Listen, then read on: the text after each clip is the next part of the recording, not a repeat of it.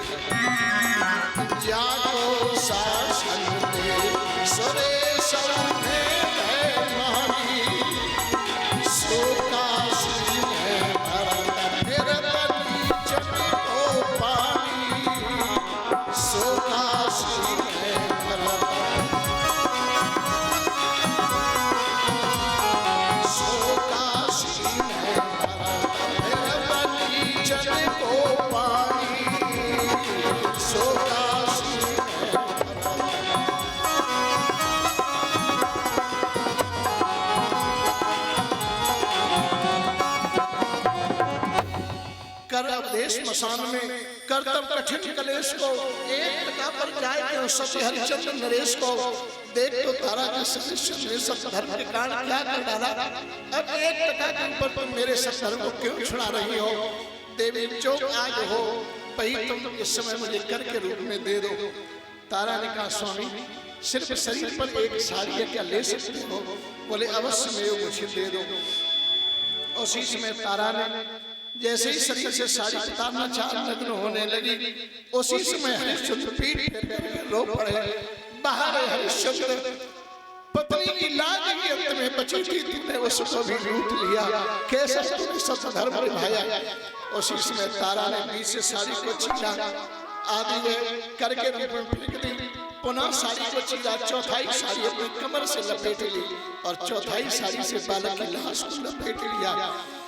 हरिश्चंद्र ने कहा, तुम हम चिताएं जल रही है, किसी में जाके बालक को रख दो। तारा बालक को लेके चिता के पास पहुंची।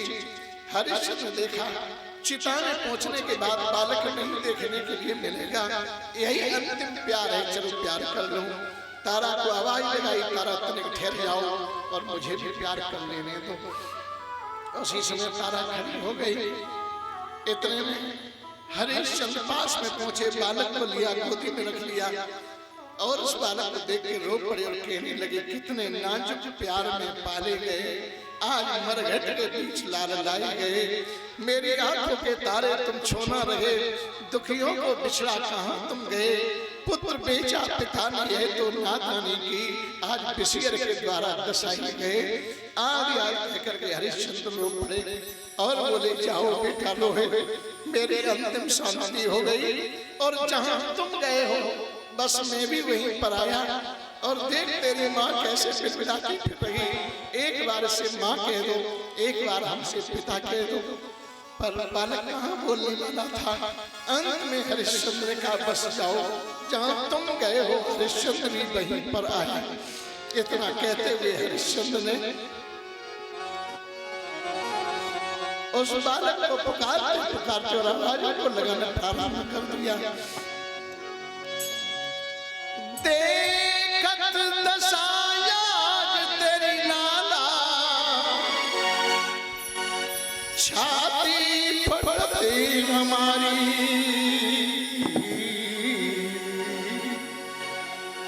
या काशी में आई आज मेरी सब बेत बोए पानी।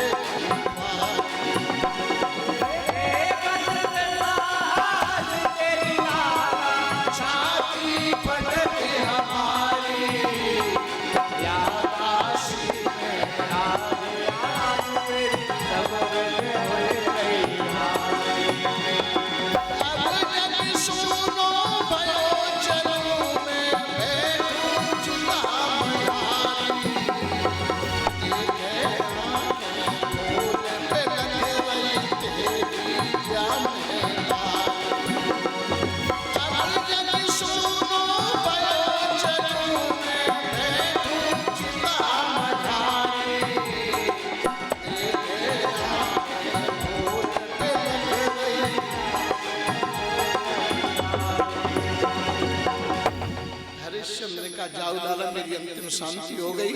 जहां तुम गए वहीं पर मैं भी आया, कर रख दिया। हे मरगता के देवताओं, मेरा स्वामी आए तो मेरा कर उसे दे देना और मेरी सारी गाथा भी उसे बता देना। इतना कहते हुए कहा, तारा एक तरफ तुम पकड़ो, एक तरफ हम पकड़े और चिता में बैठे। जैसे ही दोनों ने एक तरफ पकड़ा, चिता की ओर पग बढ़ाया। इतने में भगवान भास्कर ने सूर्यनारायण देखा कि तुम मध्य आकाश में बने रहे तो तुम्हारे कुल का ये अंतिम सूर्य आज अस्त हो जाएगा, तुम ही रक्षा करो। उसी समय एकदम झपाका हुआ कि सूर्य अस्ताचल के लिए चला गया। घोर मेरी रात्रि छा गई। रात्रि में दाह संस्कार करना उचित न समझा। उसी समय हरिश्चंद्र ने तारा को बालक दिया और कहा, जाओ काली के मंदिर में प्रवेश कर जाओ, सवेरा होगा तब हम तुम दोनों को इस बालक को दफनाएंगे। बस काली के मंदिर में तारा प्रवेश कर गई। हरिश्चंद्र गए कर तो अपने स्वामी को दिया, फूट फूट करके रोने लगे। उसने पूछा, क्या बात है? बोले, कोई बात नहीं है, क्योंकि ये तो कह नहीं सकते कि मेरा पुत्र मारा गया, नहीं तो धर्म छूटा जा रहा है। हरिश्चंद्र वापस लौट के आए, मरघटे में चिताओं से रोते फिरे और सबसे यही कहते रहे, चिताओं जब अपने बालक को लेके हम तुम में बैठे तो देरी मत करना, हमें जल्दी जला देना, हमें जल्दी जला देना, बस यही प्रार्थना सभी चिताओं से करते रहे। पर सवेरा होने के लिए जा रहा। इतने में विश्वामित्र जी ने काशी का बालक गायब किया, रक्त में कपड़ों को रंगा और कहा, देखो काली के मंदिर में डायन प्रवेश किए गए। उस चंडाल को सूचना दी जिसने इसके बालक को खा लिया। उसी समय चंडाल ने बुलाया, हरिश्चंद्र को कैसा पहरा देता देख तो, काली के मंदिर में वो डायन प्रवेश किया जिसने अमुक प्राणी के बालक को खा लिया, जाओ उस डायन को जाकर के मारो। हरिश्चंद्र जानते हैं कि मेरी ही तो पत्नी उसमें प्रवेश किए हुए है। उसी समय हरिश्चंद्र तलवार को लेकर के चल पड़े कि स्वामी के आदेश का पालन करना है। काली के मंदिर में आए, तारा की सारी रात रोते रोते निकल गई। बालक की लाश को छाती से चिपकाए रही, जो वह लाश पूरी आंसुओं से भीग रही थी। हरिश्चंद्र जाते जाते तारा के केसों को पकड़ा, बाहर खींच करके लाए। तारा ने कहा, स्वामी और क्या शेष रह गया? बोले, मेरे स्वामी का आदेश है कि तू डायन से मारो। तूने काशी के किसी बालक को खाया? तारा ने कहा, स्वामी हमसे बढ़कर के दुनिया में कोई डायन नहीं हो सकती, हम सबसे बड़ी डायन मुझे मारो। पर हमने काशी के किसी बालक को नहीं खाया, हमने तो स्वयं अपने पुत्र को खाया, और जिस माँ ने स्वयं अपना पुत्र खाया हो उससे बढ़कर के दुनिया में और कौन डायन हो सकती। इसलिए डायन स्वामी मुझे मारो, पर मेरी झोली में एक भीख डाल दो और इसके बाद तलवार का प्रहार करो। मांग ले, क्या चाहिए? तारा ने कहा, स्वामी ये भीख डाल दो कि तुम अपनी तलवार का प्रहार करना, जब मेरा सिर कट करके अलग हो जाए तो तुम अपने हाथों से मेरी लाश को उठा के और मेरे पुत्र की लाश को उठा के किसी चिता के बीच में रख देना, यहाँ पड़ा मत छोड़ देना, बस इतनी भीख मेरी झोली में डाल दो।